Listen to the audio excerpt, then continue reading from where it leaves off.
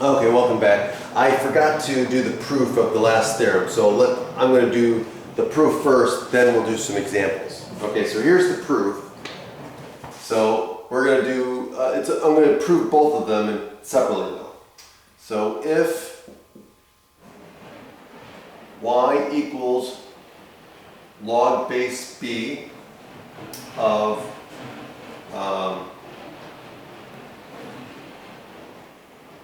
x,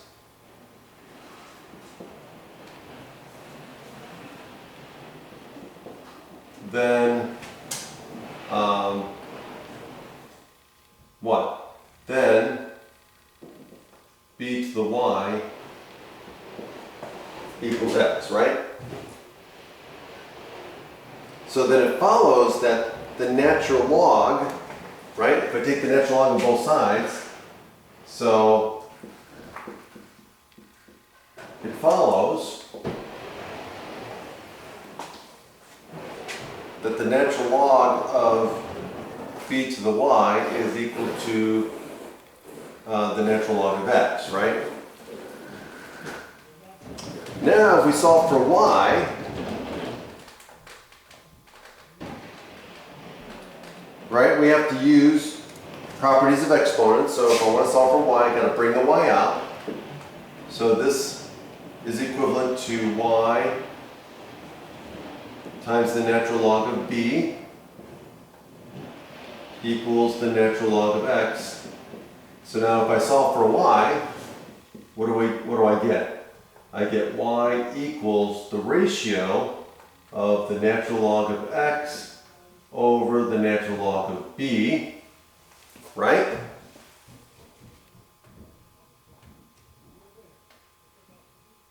Now, I'm just going to differentiate y. So I'm going to get dy dx. Now, realize natural log of b is just a constant, so I'm going to pull that out. So the natural log of x, right, the derivative of the natural log of x is 1 over x times 1 over the natural log of b, which is what we got before. Okay? Now the other one follows from the chain rule. Okay? So let's do this. So if y equals b to the x, right? Then if I take the natural log of both sides, I get the natural log of y is equal to the natural log of b to the x. And then I can use implicit differentiation, right?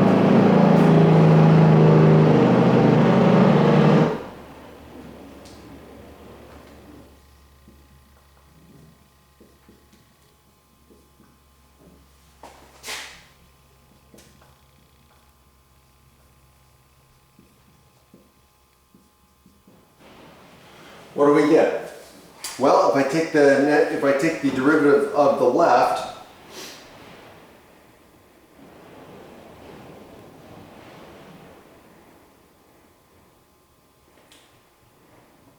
what do I get?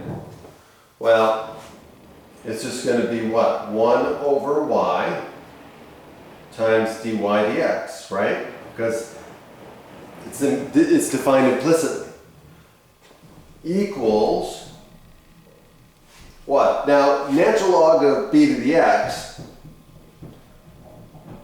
Now, realize the natural log of b is a constant, right? So I can pull the x out. So this is going to be equal to x times the natural log of b.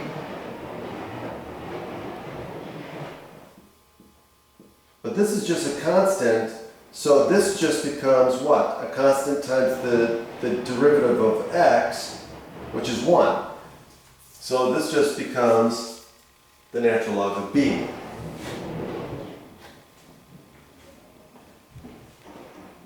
Okay, so now I want to solve for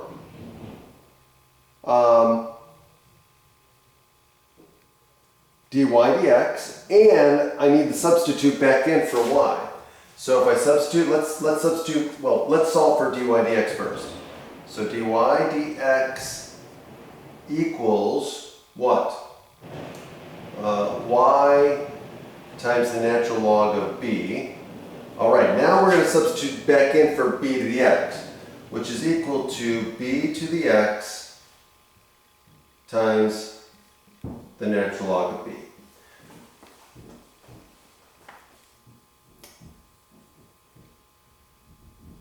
Okay.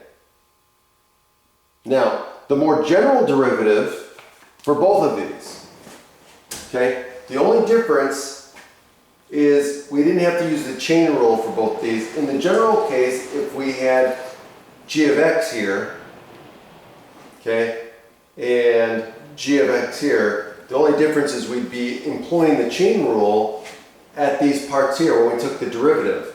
And so we'd have this extra g prime of x that would be sitting there.